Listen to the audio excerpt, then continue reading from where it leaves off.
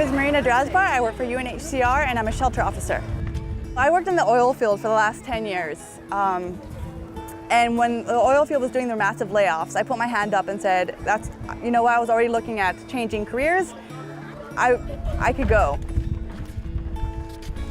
I grew up in a country where there was a lot of landslides. Volcán Casitas in Nicaragua, it was affected, 2,000 people died. And that's why I studied landslides to begin with. I'd always in the back of my mind thought, okay, this is something I could do, this is something I'm good at.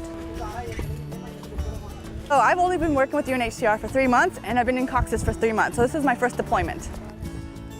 They hired a geologist because they realized there was a landslide risk here and it's not an area that they had any experts in.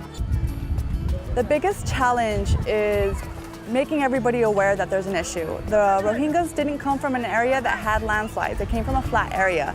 So it's a problem that they were unaware of. We had to teach them that water here is one of our biggest problems. How do we manage water? How do they manage water? So as an agency and as a population, we have to work together to come to a common solution without giving them more problems. Behind me, you can see where two things are happening. One, there's water coming down the slope and it's going directly into the slope. And the other thing that's happening is a block has pulled away and it's a large tension crack. And tension cracks are showing you that something is moving, so it's moving away. All the Rohingya came in August, 680,000 of them. We didn't have a planned settlement. It was self-settled and people just took plots of land where they wanted.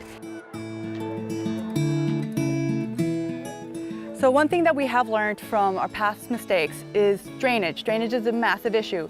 Here we're planning it. We have a whole drainage network coming in. So we have small drainage coming into medium drainage, which then leads out to a larger outflow, which controls the water, which then controls the landslide problem. And it also controls erosion because this land is prone to erosion. So we dual lessons learned when things go wrong to then mitigate our own problems within the camp. Hey. The people here really want to learn. They're hungry for information. As soon as you tell them the stuff, they're like, oh, how do we do it? How do we do this? Like, tell us more. And as soon as it's the tell us more bit that you know you're in, and the buy-in is fantastic.